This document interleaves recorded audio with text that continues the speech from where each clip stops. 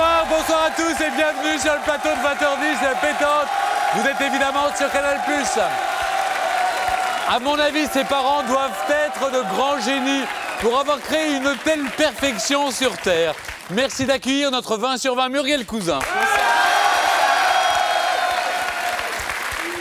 Jumeaux extraterrestres de l'espace-temps, ils totalisent à eux deux plus de 382 QI. OVNI à la télévision où ils ont longtemps présenté Temps X, ils cultivent le mystère, y compris sur leur âge, avec l'espoir secret qu'on les imagine rescapés de l'univers d'avant le Big Bang. Merci d'accueillir deux mutants de l'espèce qui n'ont pas ce soir envoyé leur clone informatique, les frères Igor et Grishka Bogdanov.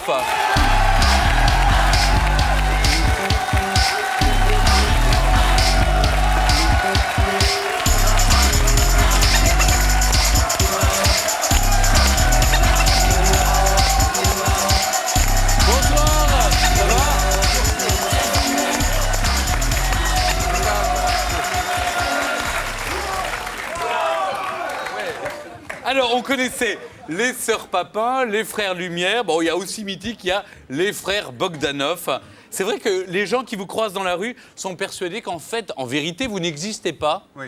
C'est vrai, d'ailleurs, un jour, Coluche nous avait rencontrés et a dit « Mais j'arrive pas à reconnaître lequel de vous deux est les frères Bogdanov. » Donc, Ah oui. on était deux, on est un peu plus ou un peu moins, selon. Et on sait qui vous êtes, par exemple. Comment on reconnaît Grishka de Igor? En gros, Grishka a les cheveux un peu plus longs. Oui. Et Igor Les cheveux un peu plus courts, en fait. D'accord, bon, je me le note. Hein. Igor, cheveux courts et chemise beige, et l'autre, cheveux longs et chemise noire. Voilà. Parce que des fois que vous ayez un problème, vous aussi, vous le saurez. Alors, depuis septembre 2002, il existe des clones Bogdanov hein, qui animent une émission sur France 2, s'appelle Rayon X.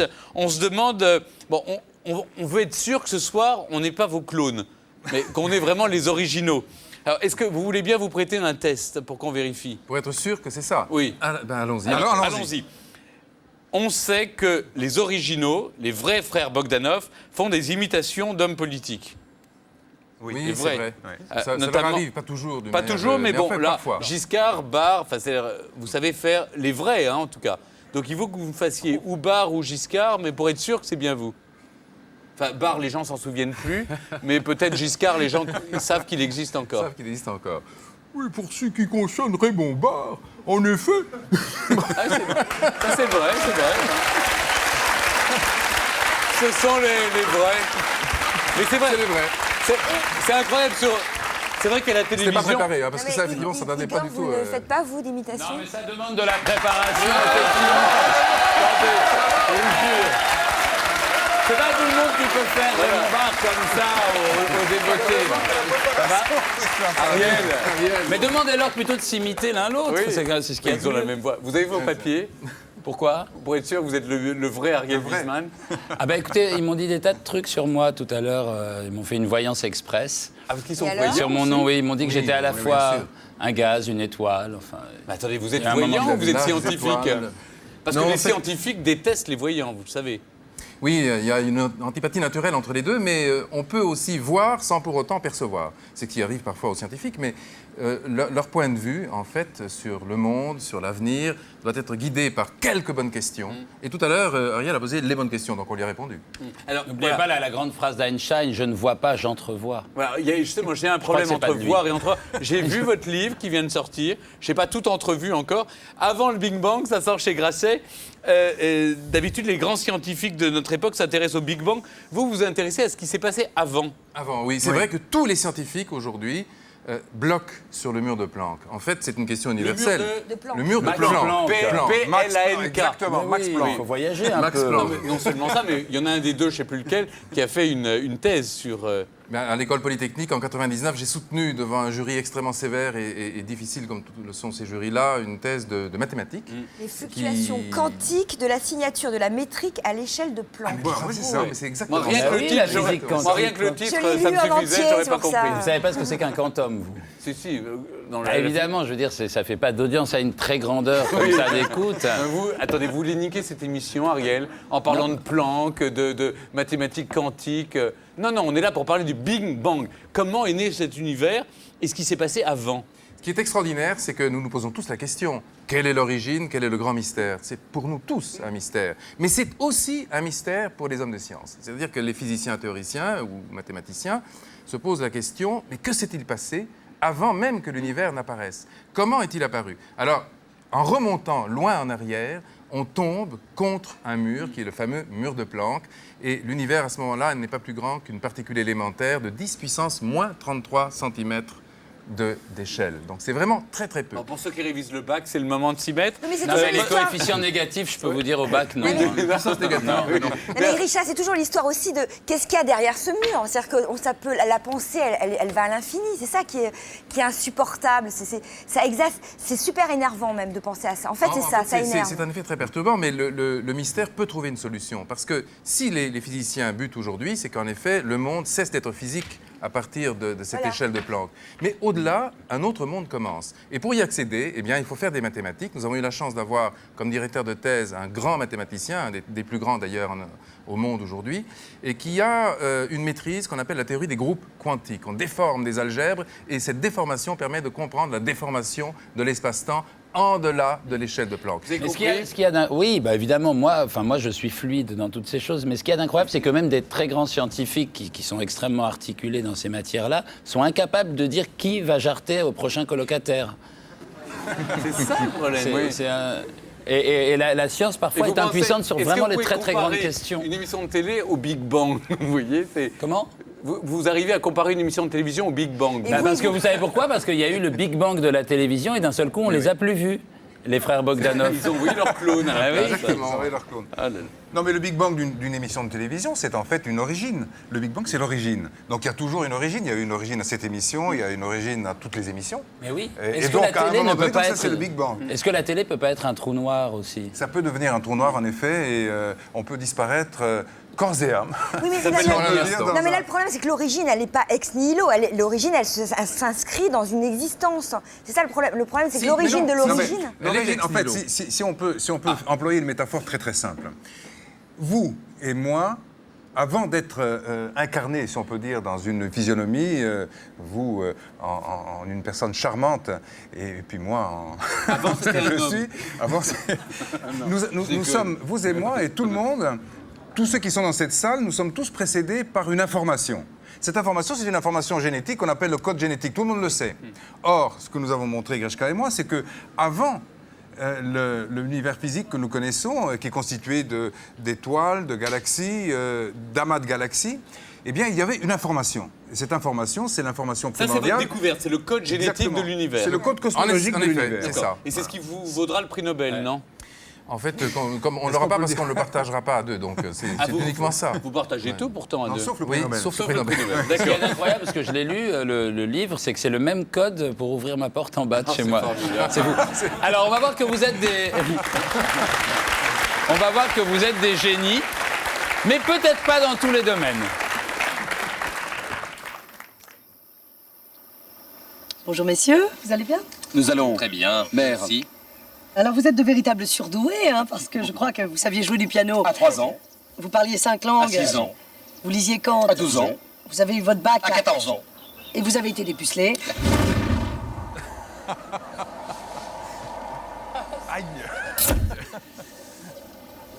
Grishka, nous sommes dans l'obligation scientifique D'expérimenter la reproduction sexuée. avec des organismes femelles. C'est une... Très bonne idée. Tu me sers à boire? Désirez-vous réhydrater votre corps avec De l'H2O, de l'acide citrique. du sucre de synthèse? Non, laissez tomber, j'ai plus soif. Igor, pour séduire un organisme femelle, Il faut exhiber ses attributs naturels. j'ai écrit une thèse sur les fluctuations quantiques. De la signature métrique. À l'échelle de Planck. Et moi sur l'état topologique de l'espace-temps. À l'échelle 0, j'aimerais décoder les origines de l'univers. On va prendre un aspirine. Là, je crois qu'on a... Un ticket. Pour séduire un organisme femelle, il faut être anti-cartésien. Remplacer son cogito ergo sum, je pense donc je suis. Par non cogito, ergo nico. Je pense, donc je nique.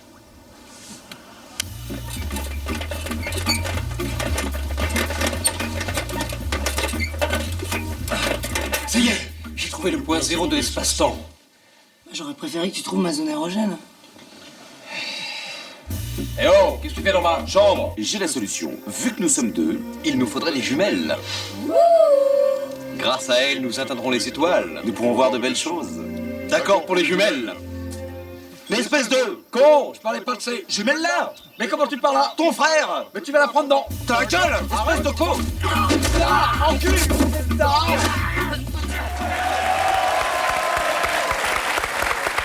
Bon, Igor et Grishka, on récapitule. À 3 ans, vous jouez du piano. À 6 ans, vous conduisez une voiture. À 12, vous lisez Kant. À 14, vous êtes bachelier. À 16, vous pilotez un hélicoptère. Bon, vous êtes surdoué ou même mieux, vous dites nous sommes métadoués. Mais non, mais on n'a aucun mal à ça puisqu'on est deux. Donc, on arrive finalement à diviser par deux la difficulté. C'est Ah mais non, parce que j'imagine que quand vous faites un test de QI, vous le faites un par un. Enfin, vous ne faites pas un pour deux. Bon, voilà, il faudrait quand même Les tests, mettre au point. c'est très facile. Voilà. C'est effectivement, un test ne mesure pas l'intelligence, il ne mesure que l'aptitude Alors prenons une à chose, réussir quand les vous lisez tests. Kant à 12 ans, Si vous par aussi, exemple, vous lisez Kant à 12 ans. vous entraînez d'une manière systématique, comme on l'a fait pendant des années au test, vous allez devenir extrêmement brillant. Et c'est pour ça qu'au fond, on a réussi à faire des tests qui dépassaient les scores 190. habituels. Oui, mais personne n'a de mérite à ça, il suffit de s'entraîner. Non, mais à 3 ans, jouer du piano, c'est chacun dans. Non. C'est la légende familiale. c'est la Non, légende, c'est c'est la légende. une légende, mais D'accord. c'est très facile. Là aussi, on peut jouer du piano très facilement. Il Pour suffit de nous, ça prendre veut un dire doigt. beaucoup, par contre. Et non, mais franchement, c'est très facile. D'accord. Et alors, à 11 ans, dès 11 ans, vous saviez que vous faisiez partie des 0,01% de la population dont le QI est supérieur à 190. Je ne sais pas si le chiffre est juste. 190, D'ailleurs, si aucun des deux attendez, chiffres c'est est juste. énorme, le record c'est de tous énorme, les c'est temps, c'est énorme. 210. Oui. Non. C'était un petit Coréen charmant que... Non, Un ami à mais là vous. aussi. Complètement débile du reste. Mais non, c'est vrai, Mais c'est il dans le livre des suffit, par records. exemple, C'est 210. Hein, 210. Prenez une question simple. Prenons par Ben voilà, exemple une question simple. un terme, par exemple, et mince. Et trouvez en 3 lettres un synonyme de terme et de mince. C'est la question que je pose à tous les 3 d'ailleurs. Écoutez, mot, Non. à terme. Mot. Ah, Les Non. bains. non. Ah ben, terme. Terme et mince, hein, les deux. Oui, mais termes, ça peut être les termes avec un H. Non, bien sûr, bravo, mais c'est pas ça. C'est TER. TERME. Donc terme comme, disons, terminaison ou terminal, et mince comme maigre. Et il y a un mot qui, effectivement, veut dire les deux en même temps. En 3 lettres. Ah, en 3 En 3 lettres. En 3 lettres. Mais est-ce qu'il y a quelqu'un dans l'assistance qui connaît Qui va la- trouver. Fin, bravo, bah bravo, oui, ben voilà. fin. Ben voilà, Exactement. Attendez, C'est ça le principe du test. c'est le principe du test. alors, c'est vous, madame Non, vous voyez, c'est facile. Alors, ça fait partie de ces Alors, fameux on 200. va retrouver la gagnante. Alors, donc un c'est truc. clair, elle vient du Val-de-Marne, où elle est championne du Val-de-Marne, évidemment, on s'entend bien, de QI. Et elle était dans le Gers également, oui.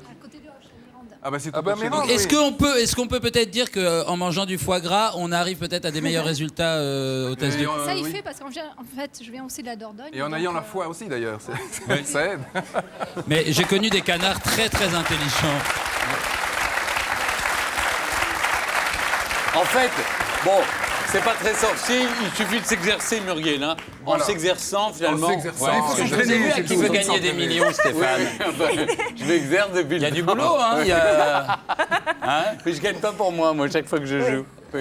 Mais Je il y a joue du pour des boulot œuvres quand même, je caritatives. sais. Alors, Muriel, Bah oui, alors c'est vrai que ça donne le vertige, l'infiniment grand, parce que c'est vrai que cette idée insensée qu'on peut toujours ajouter plus 1 et que ça ne finit jamais, c'est l'horreur. Ça donne aussi le vertige, l'infiniment petit, parce qu'on sait que la moindre particule, la plus minuscule soit-elle, on peut toujours la diviser par 2.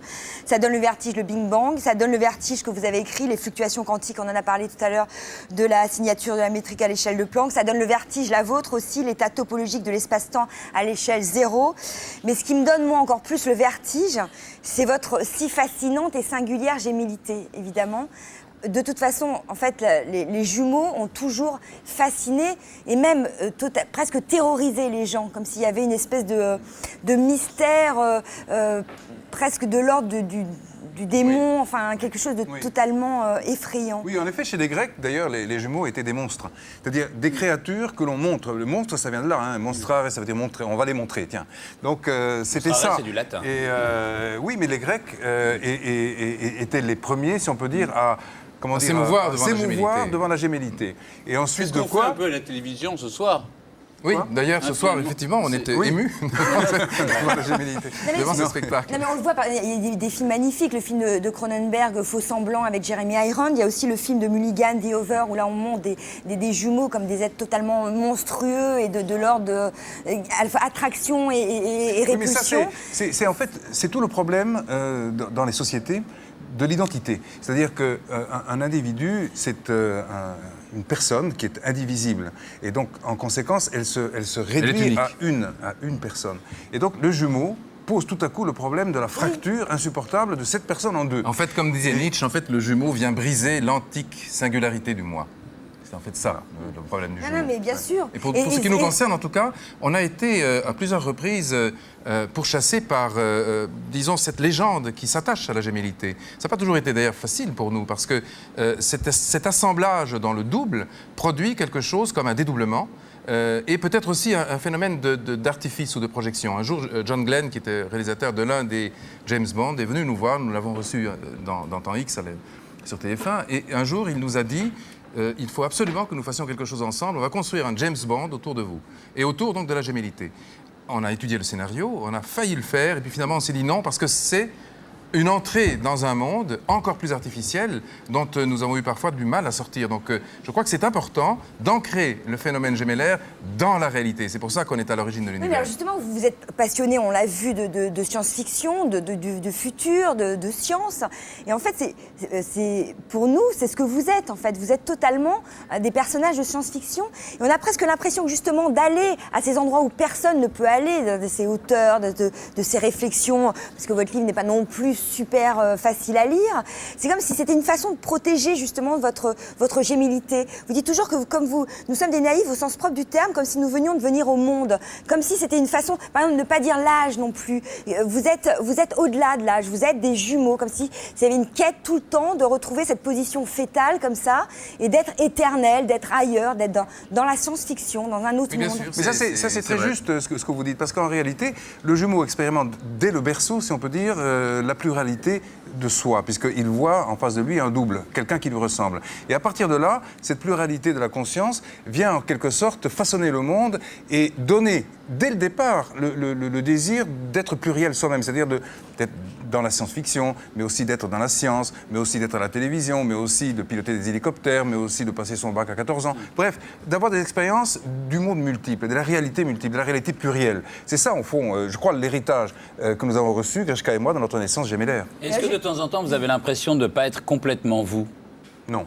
Non, pas du tout. Enfin, un moi qui est tronqué par la présence, l'existence de l'autre. Oui. Un jour, on était invité à un dossier de l'écran, ce qui était l'équivalent en fait, d'une grande émission en Belgique, dans lequel un des deux jumeaux avait tout simplement assassiné son frère, sous prétexte que cette présence fraternelle lui était insupportable. Et on n'a pas pu donc on voit bien. On ne savait pas lequel avait tué le... Oui, on ne savait pas trop lequel, effectivement. Il n'y a aucun des deux qui a pris gouvernement sur le cas. Oui, exactement. Celui qui était le survivant nous a dit l'enfer qu'il avait traversé, et en même temps cette sorte de puissance rédemptrice, en nous demandant si nous avions, nous, une difficulté à coexister l'un avec l'autre, ou à exister tout simplement. Et en fait, on lui a dit non seulement ça, mais en plus, on existe 2 fois, peut-être même 4 fois, 8 fois, ou 16 fois plus. En fait, il y a une sorte de démultiplication entre nous deux. Vous savez qu'il y a de plus en plus de jumeaux qui naissent. Peut-être c'est les grossesses tardives ou l'aide à la procréation, mais il y a de plus en plus de jumeaux qui naissent. Est-ce que vous avez l'impression que finalement vous préfigurez ce qui va se passer dans des centaines d'années, c'est-à-dire une humanité peuplée d'êtres jumeaux et avec des QI supérieurs? Vous êtes finalement l'espèce de science-fiction qu'on imaginait quand on était petit. Non, je crois qu'on ne préfigure pas une humanité nouvelle. Malheureusement, je dirais que la nature va être, d'une certaine façon... je dis malheureusement parce que l'idée du clonage ne nous est pas particulièrement... Enfin, elle ne nous est pas très sympathique. Parce que je ne crois pas qu'il faille créer un double artificiel de soi-même. Et de toute façon, c'est une illusion parce que ce double, parce qu'on peut le faire en effet, mais ce double, décalé dans le temps par une génération, n'est pas un vrai double, puisqu'il faut... C'est inscrit dans une autre société, dans un autre temps. En revanche, évidemment, on pourra créer à la demande des jumeaux dans le ventre de la mère. Bien sûr. Merci beaucoup. Mais il y a quand même... Bon, allez, on est entre nous là, vous allez quand même nous dire votre âge. Oui, on a un sentiment, oui. Vous avez bien, sur un acte d'état civil, il y a bien votre date de naissance. C'est-à-dire qu'en fait, on est jumeaux, mais on est nés à 2 dates différentes. Oui, exactement, c'est toute la difficulté. On est dans un débat qui est l'installation en fait de ce qu'on appelle une couronne quantique, c'est-à-dire du flou.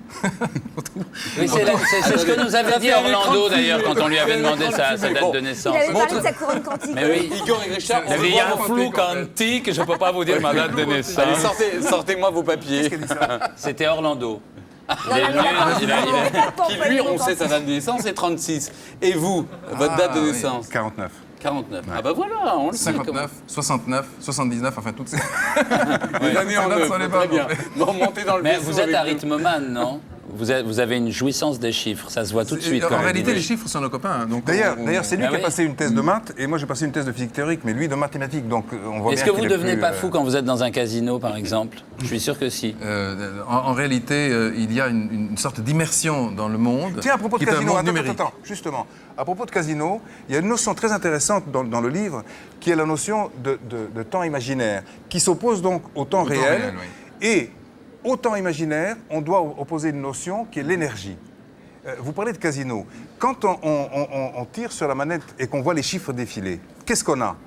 On a une énergie, c'est-à-dire on assiste à des chiffres qui se déroulent défilent les uns en les temps autres. réel. En temps réel. En temps réel.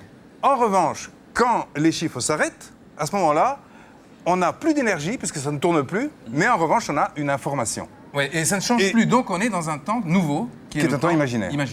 C'est exactement ce qui s'est passé à l'origine. Dans ce livre, on montre que le temps réel, dont on parlait tout à l'heure, donc celui qui inscrit l'espace-temps dans quelque chose qui est le temps, eh bien, ça s'arrête au point zéro de l'espace-temps et c'est remplacé par du temps imaginaire. Et qu'est-ce que c'est que le temps imaginaire? Comme vient de le dire Igor, de l'information. À l'origine, il y avait donc un code cosmologique qui représente cette information en temps imaginaire. Alors une dernière métaphore, Stéphane, juste comme ça, une dernière métaphore. Donnez-lui des métaphores, il en est fort friand. Tout le monde, quand on rentre chez soi, qu'est-ce qu'on fait quand on est en tard en soirée, on ouvre sa porte, on se met au lit, on va regarder un film, une vidéo. Qu'est-ce qu'on fait à ce moment-là? On va regarder un DVD. Alors, posons-nous la question de savoir qu'est-ce que c'est que ce DVD? Eh bien, ce DVD, c'est du temps imaginaire. Parce que quand vous avez le DVD dans la main, tant qu'il n'est pas dans le lecteur, vous avez toute l'histoire du film. Mais ça, c'est toute l'histoire de l'art, ça. Un tableau n'existe pas s'il n'y a pas des yeux pour le regarder. Exactement. Non, c'est pas tout à fait ça. C'est-à-dire qu'en fait, il y a de l'information dans le DVD qui contient tout le scénario, et on n'a pas de présent, de passé, d'avenir. Tous les instants sont superposés. Par contre, quand on le met dans le lecteur, à ce moment-là, on va passer en temps réel. C'est plus du temps imaginaire, c'est du temps réel. Et pour comprendre le film, eh bien évidemment, il faut suivre le scénario du début à la fin. Ça, c'est du temps réel. Mais dès qu'on le retire, on a du temps imaginaire. Et c'est ce qu'on dit. À l'origine de l'univers, il y a une espèce de DVD cosmique, il y a une espèce d'information qui répartit et contrôle hiérarchiquement et dans le temps tous les événements. Je ne vais plus regarder les DVD de la même façon. Quand on meurt, est-ce qu'on redevient information? On repasse dans la grande information du début. Alors je vous propose, Igor et Grishka, Muriel également, et toi aussi, petit tas de molécules transgénérationnelles, de rejoindre Jacques Marron à Roland-Garros. Cet homme est Jacques Marron. Revers, coup droit, lift, smash, il a tout dans son jeu pour terrasser Roland-Garros. Je suis prêt. Bah, ça va pas, non? Les frères Bogdanov s'occupent de moi pour tout ce qui est scientifique, nutritionnel, etc. Et ils m'ont recommandé de me cryogéniser au moins 5 minutes par jour avant un match. Et là, j'ai un match dans quelques minutes. Je voulais savoir si je pouvais me mettre dans le frigo. Par contre, il faut que je mette ma tête. Monsieur, votre tête, elle passe pas. Mais je me fais tout petit, hein. C'est pas possible. Vous me dites quand 10 minutes sont passées, hein. 10 minutes. Vous dérange pas, là, hein. Non, non, c'est sympa. Madame, bonjour. C'est bon, ce sera que le deuil? Que le deuil, oui. Bogdanov? Française. C'est vous qui venez de la part des frères Bogdanov? Ah non. C'est vous qui venez de la part des frères Bogdanov? Non, non, non. Ah, c'est parce que je vois que vous êtes en scientifique. Vous ne devez pas me livrer un petit produit pour mon match? Non, pas du tout, non, non. Mais je pense. J'ai parti de la cuisine, moi. Ah, mais on m'a dit en blouse blanche, ah non, non, non, elle est partie par là-bas. Je vous en supplie, je suis en manque. Qu'est-ce que je peux faire pour vous? À part ça. Docteur, qu'est-ce qui nous arrive?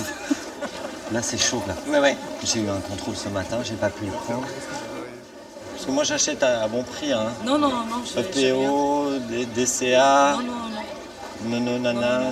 Ça va mieux, là? Ouais, ça va déjà beaucoup mieux, là. Bon. Ok.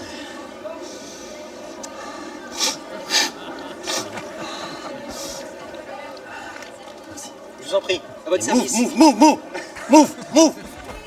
Les frères Bogdanov ont-ils cloné Jacques Marron? Mystère. Ah là là. Ah, lui aussi, le Big Bang est passé par lui. Vous Ariel, disiez tout à l'heure que vous étiez un peu hostile au clonage, mais il y a quand même une espèce de vogue en ce moment presque obscurantiste, anti-science dans le grand public. Bon, c'est aussi bien contre les OGM, les manipulations génétiques. Qu'est-ce que vous pensez de ça? Vous n'avez pas l'impression qu'on va presque un peu en arrière, on ne peut plus rien expérimenter, on ne peut pas avancer? En fait, vous avez raison, Ariel. Le problème aujourd'hui, toujours c'est toujours raison. Le problème, non, c'est pas tellement qu'on est anti-science, on est anti-retombées technologiques. Parce qu'on a peur, non pas de la science en tant que telle, mais de ses applications sur le terrain. Les OGM, c'est tout simplement l'application de la génétique, qui est une science de l'information appliquée au vivant. Mais est-ce que ça n'a pas toujours existé? Quand on a inventé le train, on s'est dit, oh là là, le train, là, ça a cette vitesse-là, on va être malade. C'est ce que j'allais dire. Finalement, en revanche, c'est pas un phénomène nouveau. Aujourd'hui, évidemment, on est plongé dans un univers qui se transforme de plus en plus vite sous la poussée de la technologie. Il y a une accélération qui est absolument extraordinaire. Mais voilà, le problème était déjà posé avec la voiture de Cugnot, avec le train, avec le ballon, avec d'ailleurs Lord Kelvin, quand il parle, il dit Lord Kelvin qui était donc Kelvinomètre. Exactement, c'est le Kelvin, c'est le degré. Oui, mais il disait finalement, aucun avenir pour par exemple, hein, entre autres prédictions, il a dit il n'y a aucun avenir pour les machines volantes, pour les avions par exemple. Oui, pour les ballons libres. Sauf le ballon. Donc, il s'est vraiment c'est bien trompé. planté. C'est bien planté. Parfois, on reviendra tout à l'heure. Alors, on voit votre tenue de cosmonaute, mais de 79 à 89, ce qui a fait votre succès, en fait, tout est né d'une rencontre avec Yves Mourouzi. Vous étiez invité sur un plateau au journal de 13h. Pour les clés de la science-fiction, je crois, c'était votre premier bouquin. Et là, il vous a proposé d'animer une émission, Temps X. Et ça a duré 10 ans, non? Ça a duré 10 ans, oui. Ça a commencé comme ça, d'une manière totalement anecdotique, puisque à l'issue de l'interview, on commence à discuter, et puis il nous dit, mais avec sa voix, ouais, mais il y a peut-être quelque chose à faire ensemble. Donc on dit, oui, mais peut-être effectivement il y a quelque chose à faire. Et donc à partir de là... Mesdames, messieurs, 50 morts. Et en 79, donc le 21 avril, on a créé donc effectivement Temps X. Et contre toute attente, parce qu'on n'imaginait pas que ça pourrait durer aussi longtemps, mais ça a effectivement fait la décennie des années 80. Ouais. Ça, c'est rester 10 ans à la télé, c'est comme les ovnis, non? C'est un peu ça. Et alors, vous vous rendez compte que c'est la mode en ce moment, ça? Les tenues de cosmonautes? Non, mais tout ce retour aux années 80, aux trucs robotiques, etc. Les combinaisons. Votre projet était de faire de la chaîne, à l'époque, une chaîne scientifique française, européenne et mondiale. Vous êtes satisfait du résultat aujourd'hui? et même, je devrais dire, universel. Ça, c'est une très bonne question, Stéphane. Je dois dire que là, vos auteurs ont été très bons. Hein. Mais sont les vôtres? Oui, oui, mais moi, c'est vraiment en heure supplémentaire, c'est un dépassement quand ils travaillent pour moi. Mais en tout cas, c'est une chaîne qui expérimente beaucoup la vie à la ferme aussi. Mais, on a failli d'ailleurs être... On a été demandé à la ferme, évidemment. Oui, il paraît que vous saviez tout faire à la ferme à l'âge de 7-8 ans. Oui, on va en parler. Oui, ça. Alors là, mais ici, il y a quelqu'un du Gers, là. Non, ne vous mettez pas à traire un membre du public, s'il vous plaît. Alors, est-ce qu'on peut vous dire à l'oreille Pardon, il est en train de me le dire. D'accord. Dis-moi, tu dors, là, aujourd'hui? Oui. Oui. Petite vengeance perso. Voilà, tu peux le dire simplement, tu comprends? Igor et Grishka. Je sais qu'il est très très difficile. Tu t'appelles Igor? C'est toi? Viens ici, viens. Descends.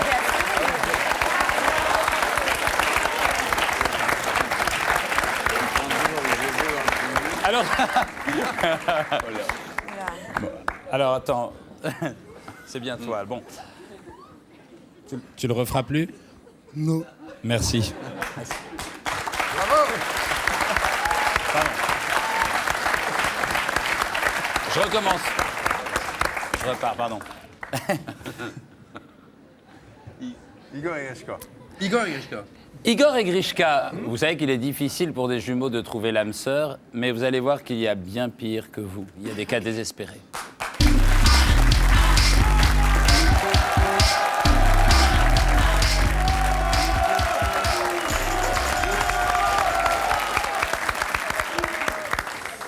Bonsoir. Bonsoir Igor. Bonsoir Grishka. Alors nous sommes plus que des jumeaux. Voilà, nous sommes frères siamois. Ouais. Et moi je suis super ému parce que j'ai rendez-vous avec une fille. Et moi j'ai un match de foot dans un quart d'heure. Je suis super amoureux. Et moi je suis super vénère. Je suis gardien de but. Oh ah.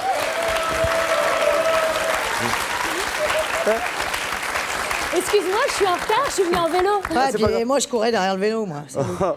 Oh, écoute, un slow. Oh, merde. On danse? Oh oui, avec plaisir.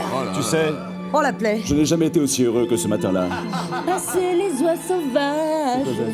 C'est le seul slow que je connaisse. Embrassons-nous. Pourvu qu'ils couchent pas ensemble. Oh non.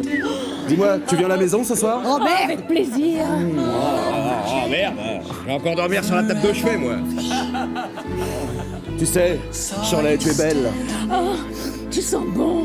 Ah, dis donc, tu me feras plaisir de te laver les dents avant de te coucher. Et toi les pieds, hein. Dis donc. Hey, Quoi? t'aimes le foot? Et ça peut te foutre. Ah, je crois que j'ai un ticket. Bon, attends, Shirley, ça fait 2 fois que tu m'embrasses. Ça fait 2 fois que tu me mords. Ah, ça va Justement, pas. je voulais t'en parler, c'est toi qui mords, vampire. Non, mais attends, quand on s'est pas embrassé, on n'embrasse pas. Mais si t'es pas content, tu te casses. Tu sais, quand même, des fois, j'aime bien le foot. Ah ouais? C'est ta main ou la main de ta sœur là? C'est ma main. Parce que ça c'est le téton de mon frère. Ah, pardon. Mais moi, je te largue, pauvre connasse. Mais tu parles, tu es toujours là, va-t'en. Ah, mais je m'en vais. Mais t'es toujours là. Bon, allez, viens, on se casse. Ah bah, pars sans moi, je t'en rejoins. Eh, voilà, on mange. Allez. Bon, bah, Shirley, tu prends le côté droit ou le côté gauche de la table de chevet? Salut, Igor et Grishka. Ouais, salut Igor.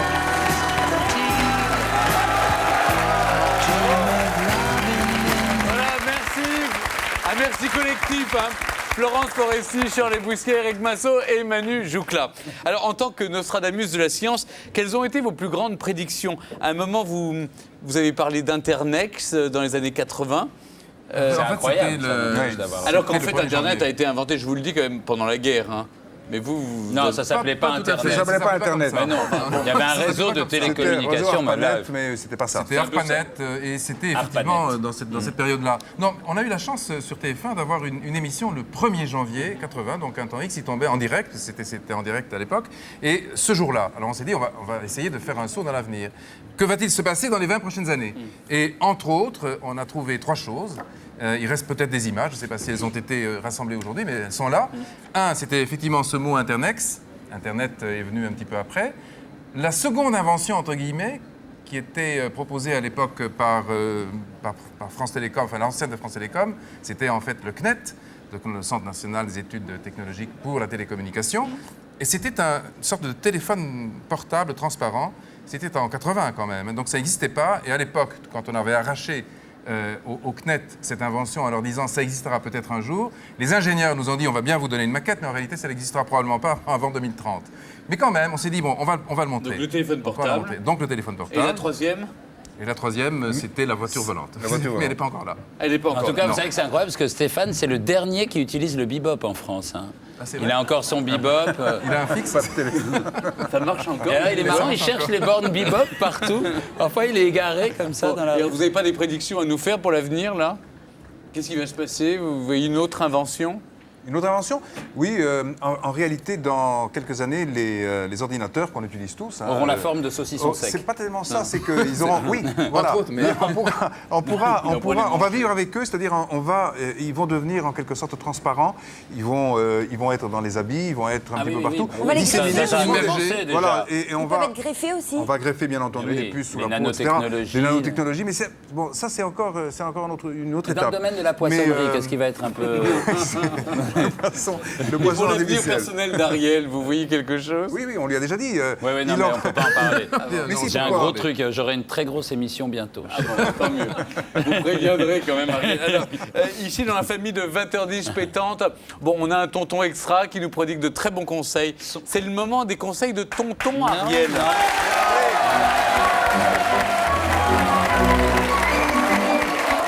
Mais oui, d'accord. Oui. Ah là là, oui, je sais que je suis un bon oncle pour vous, mais quand même. Est-ce que vous pouvez... Je vois rien. Je ne vois rien, donc...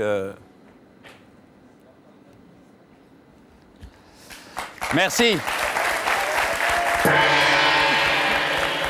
Ce sont des conseils de tonton Ariel pour bien vivre sa gémellité. Tout d'abord, envie de changer de coiffure? Essayez-la d'abord sur votre jumeau. Votre patron vous reproche d'être un feignant. Envoyez votre jumeau faire des heures supplémentaires à votre place. Faites des économies importantes sur les miroirs. Accusé de viol, dénoncez-le. Quand vous lui offrez un cadeau, demandez-vous ce que vous voudriez. Pour vous détendre et lui rendre service, battez ses enfants à sa place.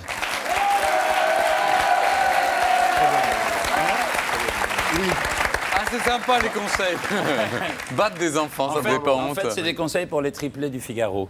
Non, c'est ça, touchez pas aux enfants. Les gens connaissent les triplés du Oui, Figaro. très bien. C'est quoi, c'est les trumeaux? Nicole Lambert. Ce sont des trumeaux, oui. Alors, il y a des différences tout de même, parce que vous avez passé votre thèse à 3 ans d'écart. Je ne vais pas revenir sur les titres, hein, mais les titres sont différents, l'un en mathématiques, l'autre en physique, et à 3 ans de différence. Vous, c'est 99, et vous, c'est 2002. Moi, c'est le contraire. Non, c'est le contraire. Voilà. Enfin, vous remettez ça dans l'ordre entre vous deux. Mais pourquoi, en fait, l'un était prêt avant l'autre? Non, je crois qu'en fait, la science, tout le monde, effectivement, a fait de la science à un moment ou à un autre, et tout le monde, en faisant de la science, a fait des mathématiques. Les mathématiques, c'est un langage universel. Mais c'est un langage qu'il faut apprendre avant de passer à l'étape qui est celle de la physique. Et donc, j'ai fait effectivement des mathématiques en espérant pouvoir trouver ensuite une application physique concrète, notamment dans le cadre de la grande question de l'origine.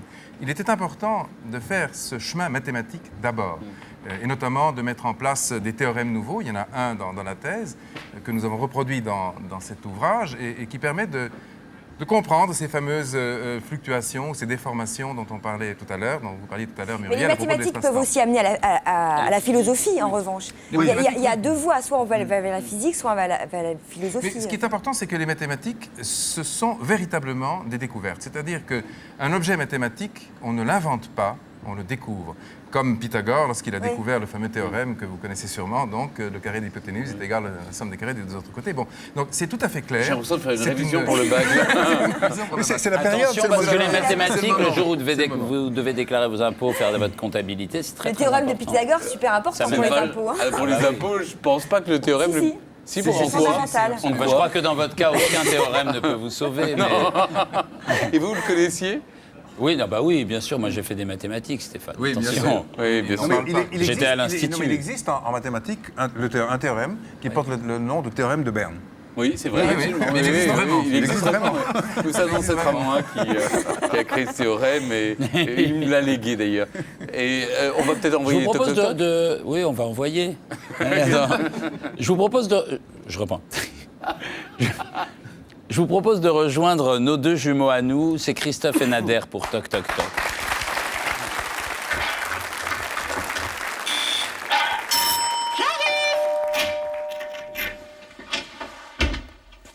Bonjour, madame. Madame, permettez-moi juste une petite remarque au risque de me faire chasser. Ah oui, mais ça, ce sont les risques du métier. Hein. Ça m'est égal, parce que madame, je trouve vos seins magnifiques.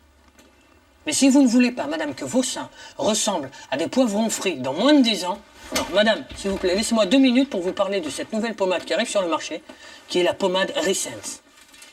Madame, après une longue réflexion sur la pérennité mammaire de nos concitoyens, Christophe et moi-même du laboratoire Bezoul, et avec la précieuse collaboration, s'il vous plaît, des frères Bogdanov, nous avons mis au point cette pommade qui va garder en éveil tout l'aspect tétonique de vos seins. Madame, cette pommade, faite à base de poires, cultivée dans un verger tenu secret, va permettre, au grand bonheur de ceux qui vous regarderont, de pointer. Oui, madame, pardonnez-moi de l'expression, mais de pointer toute la journée. Ah, toute la journée. Ah, madame, l'envie de vos péchos restera intacte. Alors, L'application de cette pommade nécessite effectivement une rigueur au niveau de son application, puisque ça nécessite, si vous voulez, un mouvement circulaire bien précis, avec une sorte de mouvement sinusoïdal, un petit peu comme celui-là, hein, pour vous montrer en bref. Alors, n'hésitez pas au moment de l'application de respirer profondément. Si vous éprouvez un certain plaisir, ce qui peut paraître normal, madame, n'hésitez pas, ne vous retenez pas, exprimez-le. Et une dernière petite recommandation, madame. Amusez-vous à le passer devant votre fenêtre par jour de beau temps, en effet, parce que les rayons du soleil sont très favorables à la diffusion de la pommade sur votre poitrine. De toute façon, madame, en cas de pépin, il n'y a pas de souci, hein, vous pouvez me joindre. Pas de problème, j'habite juste en face de chez vous. Madame, je suis à côté. Madame, je suis pas...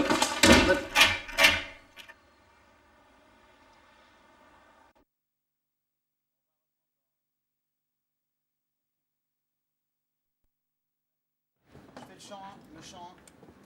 1, 2, 1, 2, 1, 2, 1, 2, 1, 2, 1, 2, 1, 2, 1, 2, 1, 2. Guy, c'est bon pour toi? 1, 2, 1, 2, 1, 2, 1, 2, 1, 2, 1, 2, 1, 2. Chant 1, chant 1, chant 1, chant 1, chant 1. C'est bon, Guy, pour toi? Vous ratez la voix 1. Ok, voix 2. Ok, guitare 1. Ok, guitare 2. Ok, guitare 3. Ok, on peut y aller, merci. Ok, c'est bon pour vous? Le son, c'est bon? Ok, très bien. Ok, comme vous voulez.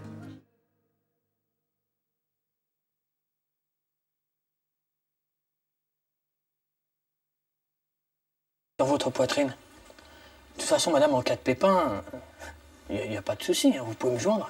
Pas de problème, j'habite juste en face de chez vous. Madame, je suis à côté. Madame, je suis pas...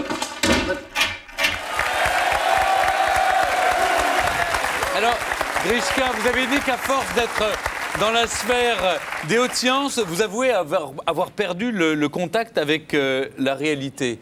En fait, non, visiblement pas. Vous voir, non? Non, absolument pas. Non, on est parfaitement réel et inséré dans la réalité. Mais ce que je disais tout à l'heure à Muriel, attends 2 secondes, ce que je disais tout à l'heure à Muriel, c'est que ce qui peut donner aux autres la sensation qu'on peut perdre le sens du réel, c'est que nous traversons plusieurs réalités qui sont juxtaposées un petit peu comme un gâteau est fait de plusieurs couches, un millefeuille. Donc, en effet, Grishka et moi, nous traversons des réalités multiples.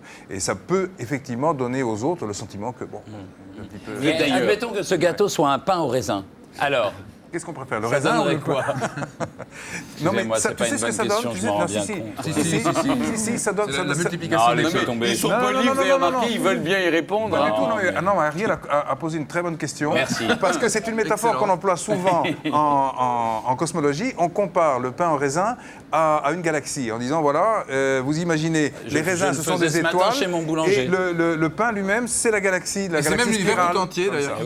Lorsqu'il gonfle, les grains de raisin s'éloignent les uns des autres. Alors ça dépend si on travaille sur du raisin de Corinthe hein, ou sur du gros raisin espagnol. Il se dilate en tout cas. Ou du chasselas. Ou du chasselas, voilà. Alors puisque vous parlez d'Espagne, vous savez, bon, vous n'êtes pas venus les mains vides, Igor et Grishka. Vous avez amené avec vous un petit peu de cette Espagne que nous aimons. Je vous demande d'accueillir maintenant le groupe Vaiven, formation flamenco.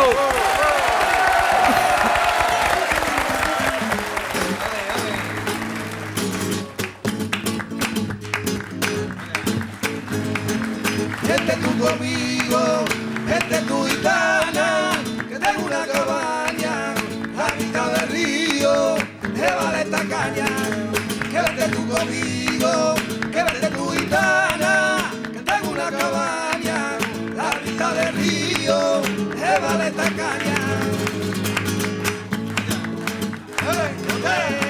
Eso no tiene nombre.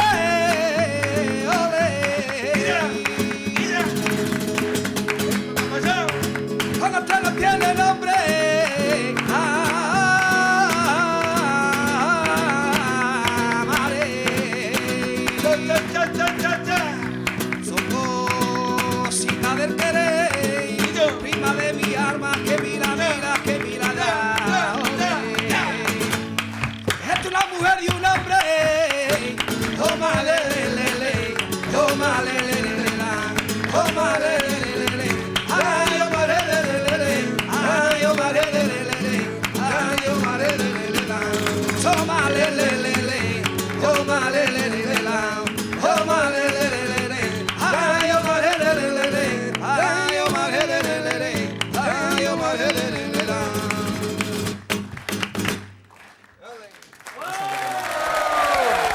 Vous voulez pas, Igor et Grishka, vous voulez pas aller les rejoindre? Ah bah oui, avec joie. Parce que je crois que vous savez jouer aussi de la guitare. Oui, franchement, Vous ça me jouez. fait plaisir. Alors allez les rejoindre. Allez, Allez, on y va. Ça fait bien. On y va. Allez. Expliquez, Ariel, que quand on bat la mesure au flamenco, c'est... Vous allez m'apprendre des trucs. Non mais c'est bon. Pourquoi? Ah oui. Non, c'est parce que... C'est ça, oui. C'est Bolivia.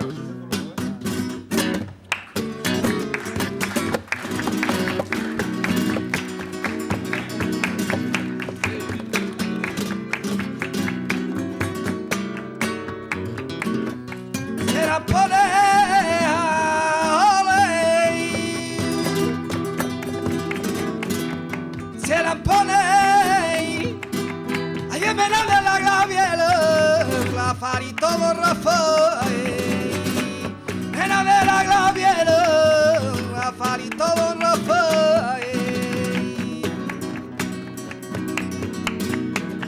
Que pena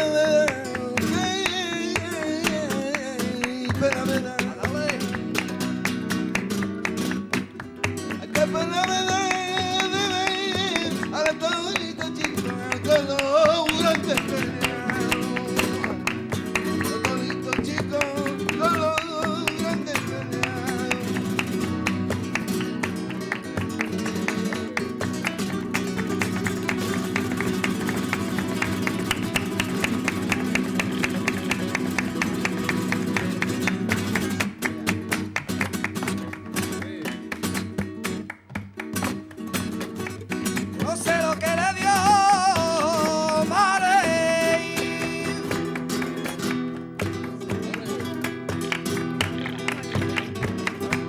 Yo no sé lo que le dio.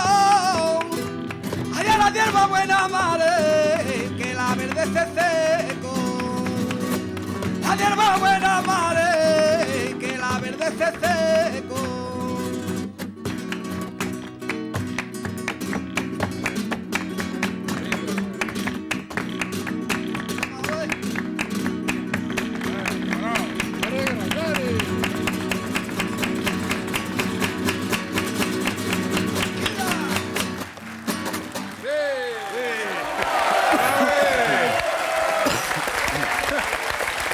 Merci le groupe Vaivén.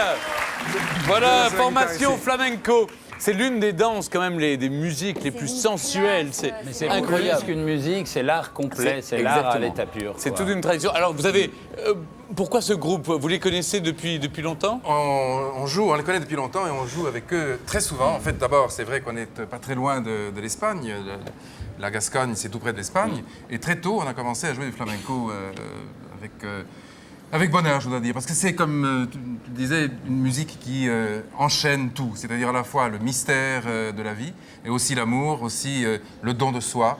Et puis quelque chose qui passe par cette rencontre si parfaite entre les pas de danse et l'harmonie. Mais d'ailleurs, il doit y avoir une théorie scientifique du duende, ce fameux truc qui arrive quand le flamenco est là, quoi. Enfin, quand on a l'esprit, quoi. Oui, c'est ça, dans l'esprit. C'est une sorte de Big Bang. C'est une sorte de Big Bang. C'est un Big Bang très concret pour nous, quand on le voit avec sa main. Bon, je rappelle, les frères Bogdanov publient avant le Big Bang, c'est chez Grasset. Vous ne bougez pas, vous restez avec nous, on se retrouve dans un instant. C'est juste après la pub.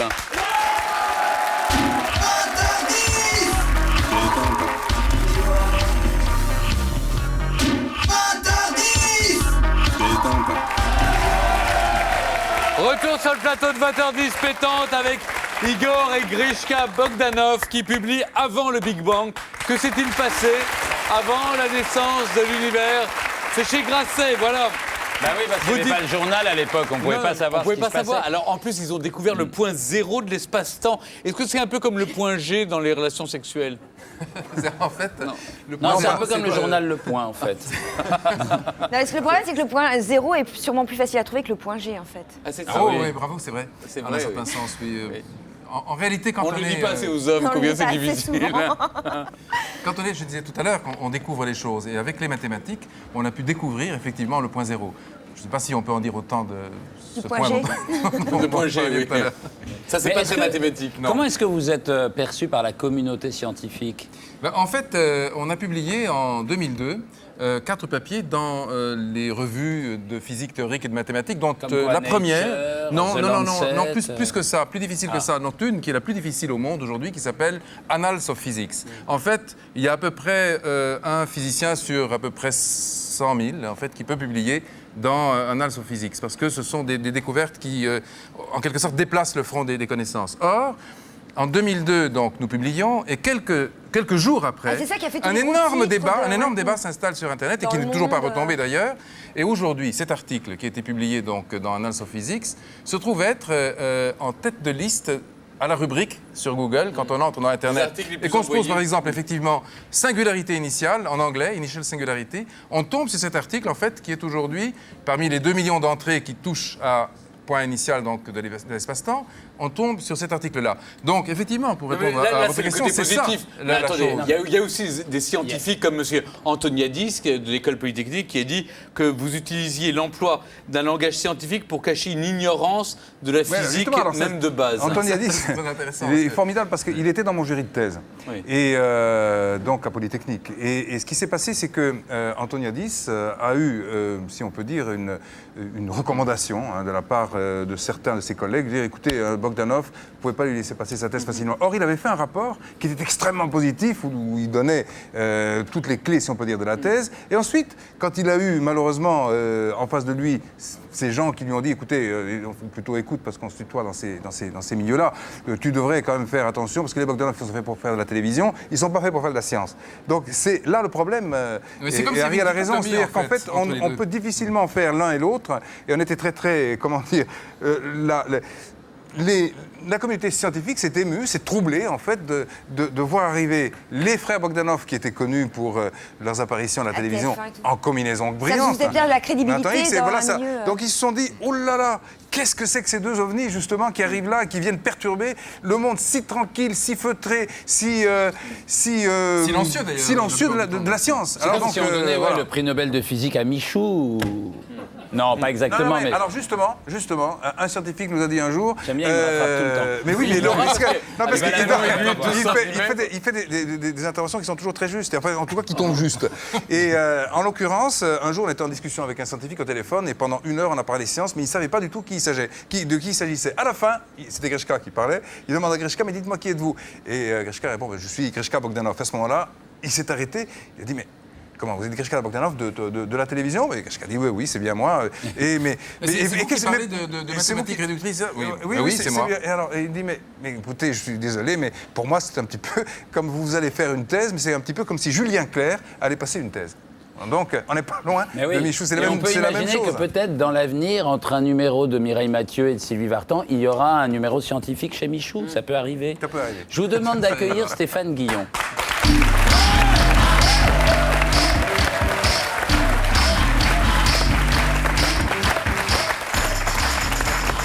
Bonsoir Stéphane.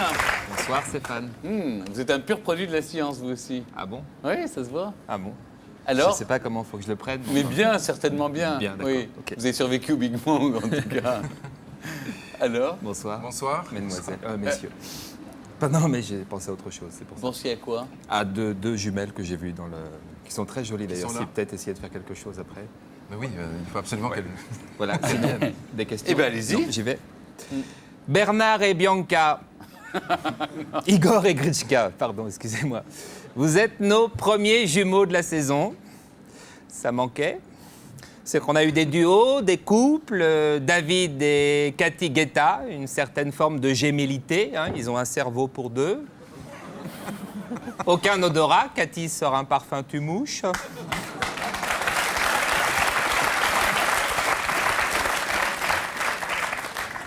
Je vois qu'on le connaît déjà.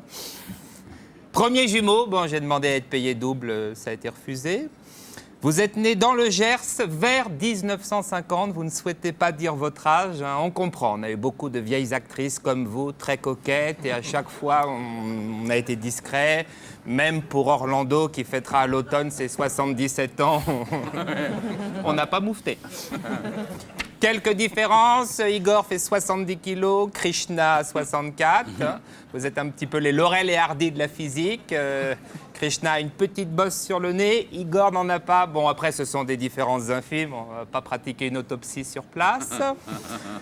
Pince-moi et Pince-Smith sont sur un bateau. Pince-Smith tombe à l'eau. Qu'est-ce qui reste? Ça, c'est pour gagner 3 lignes. Vous avez été élevé dans un château par une grand-mère autrichienne, la comtesse Berthe de Colloredo-Mansfield, qui n'a pas couché avec Massimo Gargia, je tiens à le préciser. Elle connaissait la physique, hein, même en apesanteur, Massimo sur le dos. C'est que le côté à la fois lourd et petite bite est très décevant.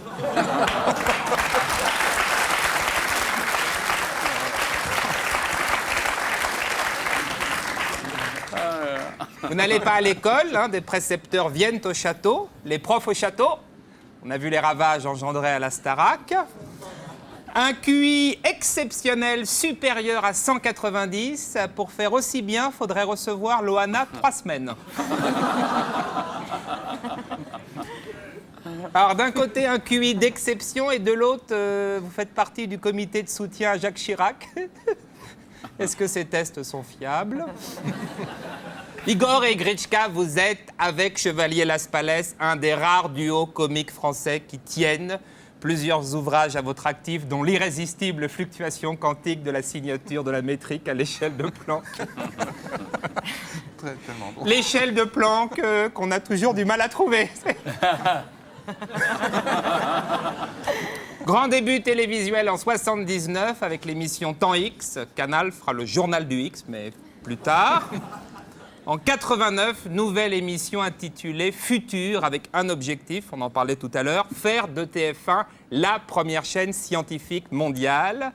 Daniel Gilbert dans La ferme des célébrités. Si des extraterrestres captent cette séquence, si le thème de leur recherche est la connerie chez les terriens, TF1 est bien la grande chaîne scientifique rêvée par Igor et Gritchka.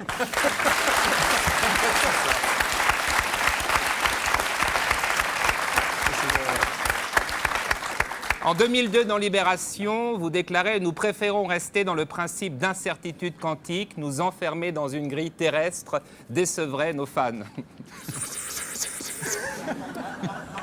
Vous avez déjà essayé de faire une cure de désintoxication? Parce qu'il y a des centres pour ça, vous n'êtes pas seul. Jean-Claude Bourret y est. Bon, il appelle encore tout le monde David Vincent, mais il dit plus E.T. maison. De ce côté-là, il y a un mieux. Allez, à bientôt, Marie-Fred, et bon spectacle.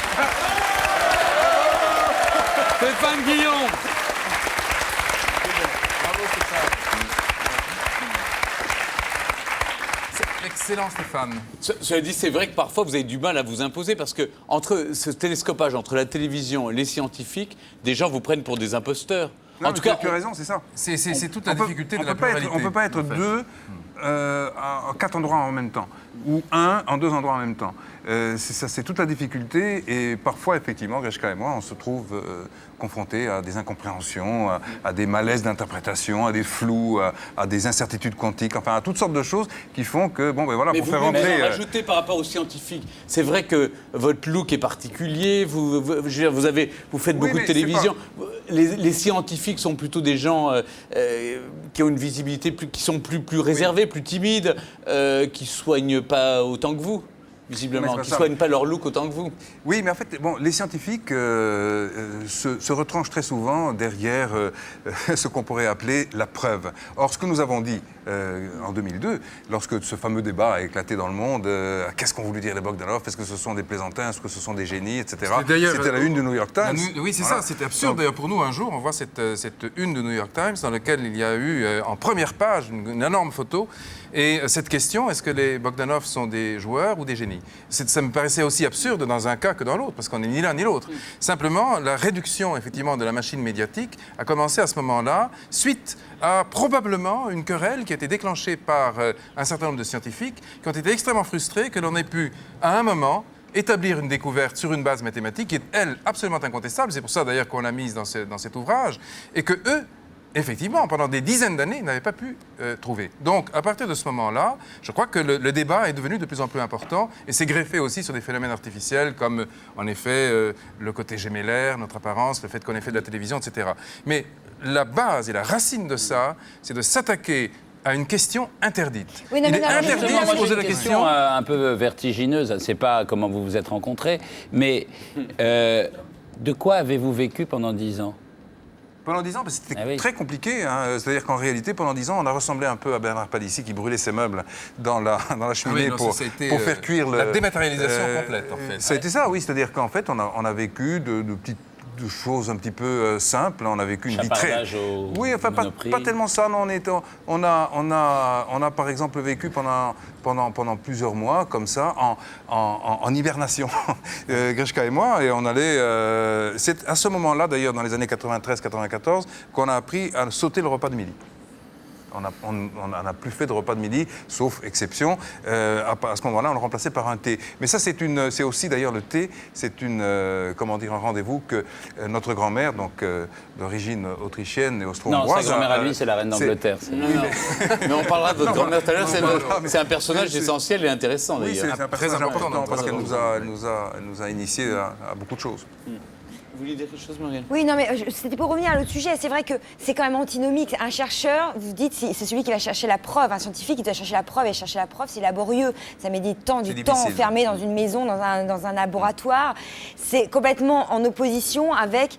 vous êtes très show-off, quand même. Donc c'est vrai que là, c'est là où il y a un hiatus. On se dit, à quel moment ils cherchent? À quel moment ils ont découvert ça? En fait, ils ont découvert ça entre 91, au moment où on arrête Futur, et 2000, c'est 99-2000. C'est pratiquement quand même 10 ans, 10 ans de coupure. C'est pour ça d'ailleurs que lorsque TF1 nous a rappelé en 93, 94, puis France 2, etc., on a eu plusieurs sollicitations pour revenir à la télévision. Et à ce moment-là, nous avons toujours dit non. D'ailleurs, au grand étonnement des directeurs de programmes, de chaînes ou d'antennes, qui nous disaient mais enfin, qu'est-ce que vous faites pendant ce temps-là? On fait des calculs, on produit des mathématiques, on fait des avancées dans le domaine de la science. Et ils étaient absolument dans l'incompréhension totale de ce discours, qui était complètement orthogonal, évidemment, à leurs propres préoccupations. Et je crois que ces 10 ans ont été juste ce qu'il fallait pour qu'on puisse effectivement trouver ce point zéro de l'espace-temps dont on parlait tout à l'heure, mais c'était véritablement le temps nécessaire. On n'a pas fait autre chose, et pendant, je dirais, ces 10 ans, c'était 14 heures par jour de travail uniquement dans les mathématiques. En plus, pour découvrir un théorème qui lui-même, si je dis par exemple une chose qui peut étonner certains, c'est que le théorème qui est publié ici dans ce livre, il a fallu exactement 14 mois pour le démontrer. En fait, parfois, des théorèmes sont beaucoup plus longs. Le théorème de Fermat, ça a été 2 siècles et demi. Mais celui-ci, 14 mois. Et par ailleurs, on a une... Bravo! Un jour, l'enfant Ariel Wiesman jouait. Il mettait sa langue dans une prise de courant. Au même moment, sur Fox Kids, Donald était en train de poursuivre Droopy qui lui avait chippé son bec. Ces 2 facteurs a priori anodins bouleversèrent la vie du garçon. Le petit Ariel frémit. Toutes les semaines, à heure fixe, il deviendra magiquement Drax. L'homme au look moisi et au cerveau grillé qui pose toujours et encore des questions. Igor Evishka, bonsoir. Bonsoir. Igor Evishka, peut-on dire d'une étoile qu'elle file un mauvais coton? Ben oui, je suppose qu'on peut le dire si on réfléchit quand c'est une étoile filante, par exemple. Et c'est tout sur Terre. Igor Evishka, du lait dans la Voie lactée. Oui, parce qu'en fait, la Voie lactée, ça vient du mot galaxis, c'est-à-dire... Galax, c'est le lait. C'est le lait en grec. Et puis aussi, d'ailleurs, le fait que la Terre est dans la Voie lactée et qu'il y a du lait sur la Terre, par exemple. Combien un homme doit-il mesurer pour avoir vraiment la tête dans les étoiles? Probablement 40 000 milliards de kilomètres. En fait, c'est la distance qui nous sépare de la plus proche étoile. Pourquoi est-ce que la Lune change tout le temps de quartier? Eh bien, parce qu'en fait, je suppose que la meilleure réponse, ce serait qu'elle a un cycle de rotation double, à la différence de la Terre, qui tourne simplement effectivement autour du Soleil, même si elle tourne sur elle-même, alors que la Lune tourne autour de la Terre et la Terre tourne autour du Soleil. Donc évidemment, on ne peut pas rester en place. C'est aussi une question parce qu'elle cherche des croissants. Oui, puis elle peut en lune de miel, sinon, c'est ça.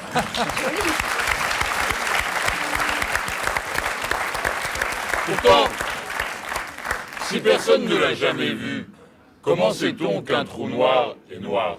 Mais précisément parce qu'il n'y a aucune lumière qui nous parvient de lui, et donc c'est un trou noir, il n'y a pas de photons, il n'y a pas de signature, comme on dit. Qu'est-ce que c'est que le noir? En fait, c'est l'absence de photons, c'est-à-dire l'absence de lumière, et le trou noir est tellement puissant en gravitation qu'il capte tout, y compris la lumière. Vous êtes des vrais scientifiques.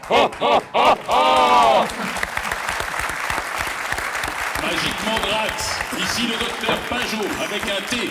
Quittez le corps d'Ariel Wiesman. Ariel, redevenez un intervieweur normal. Et j'ajoute, qui pose les vraies questions? Je voulais vous poser une question. Est-ce que justement, il y a des façons scientifiques, par exemple, de ne pas broyer du noir? Est-ce qu'il y a des façons scientifiques de parvenir à, je sais pas, à aller mieux, à être heureux? Est-ce que scientifiquement, ouais, on peut réussir? Oui, en fait, je pense que c'est la découverte de soi, d'abord.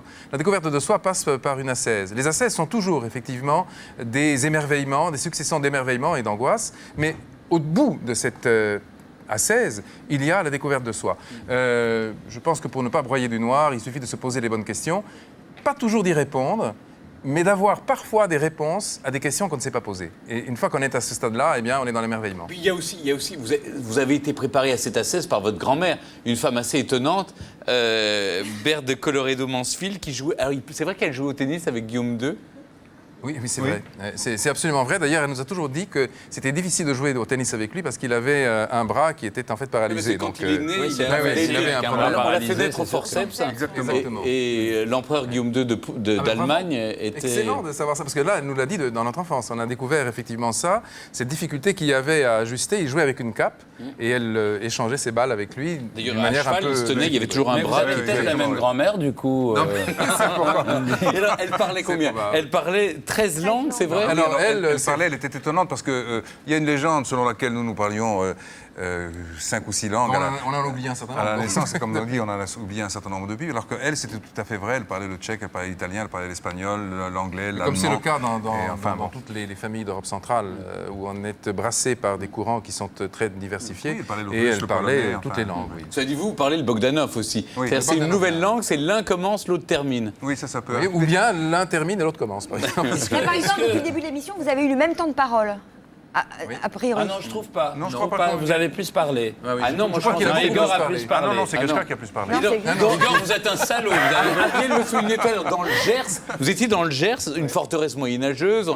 Stéphane l'a dit, les profs venaient vous enseigner. Mais surtout, à 8 ans, vous saviez exercer tous les travaux de la ferme. Oui, tous, oui. Qui s'occupait des cochons? Qui s'occupait des chèvres?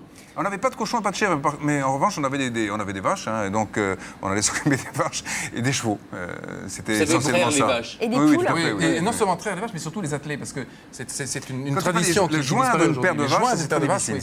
C'est difficile. Et avec un joug au milieu, puis des lanières de cuir qui font que donc on va ensuite atteler, par exemple, une faucheuse ou une charrue, on appelait ça un brabant. Faire des attelages à cheval, parce qu'on faisait beaucoup de promenades à cheval dans notre enfance, et nous attelions effectivement nos chevaux nous-mêmes. Parfois même des attelages à 4, donc c'est déjà très difficile. Hein. Faire un équipage à 4, c'est vraiment... On n'avait pas notre pareil non plus pour, par exemple, reculer un char avec un tracteur, parce que c'est très très compliqué. On peut reculer une remorque, mais un char, c'est beaucoup plus difficile parce que ce sont les roues de devant qui sont directrices. Et alors là, ça donne un... Ce moment de l'émission est génial. Oui, parce que vous étiez venu pour la ferme de célébrités, c'est incroyable. Mais oui, on était fait pour ça, parce que quand on nous a proposé ça, on a dit, ne vous inquiétez pas, on va trouver la barre de coupe. Alors, la barre de coupe, qu'est-ce que c'est que ça? C'est ce qu'on met dans la faucheuse. Voilà, donc on a expliqué la bielle, enfin toutes ces choses-là, parce qu'on a vécu là-dedans. Pourquoi vous avez refusé d'y aller? Parce que d'abord... Parce que Massimo n'avait pas demandé. Non, mais on s'est dit que rester là jusqu'en juin, c'était quand même un peu compliqué. On avait le livre et puis bien d'autres choses. Mais vous auriez été viré peut-être avant, je sais pas. Oui, mais non, je pense pas. Je crois pas, parce qu'on aurait réussi. Quand on voit ça, on se rend bien compte que... c'est presque une ferme, hein, c'est pas plus que ça. C'est pas plus que ça. Ça, c'est du XIVe siècle, mais la cuisine qui est juste à gauche est de 1030 en fait. Donc quand on entre là-dedans, on franchit aussi les siècles et on redevient en quelque sorte un vrai terrien. Et il n'y a pas d'eau courante dans le château. Il n'y a qu'une pièce où il y a de l'eau, c'est la cuisine et la salle de bain, c'est tout. Et une salle de bain pour tout ça. Et encore, on n'en voit qu'une toute petite partie. Vous faites la cuisine Oui, tout à fait, oui, ça nous arrive. Alors, Vous avez écoutez, une inquiétude. Non, j'étais en train de penser au frère Jean-Pierre Coff. Alors, nous allons maintenant nous rendre justement dans une ferme, mais plus, il s'agit plus d'une basse-cour en fait. Hein. C'est la basse-cour des célébrités.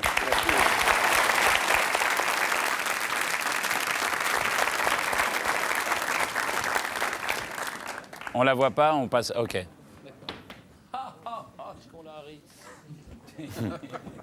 C'est bon? Oui. Merci. Voilà, c'est très drôle, c'est tordant.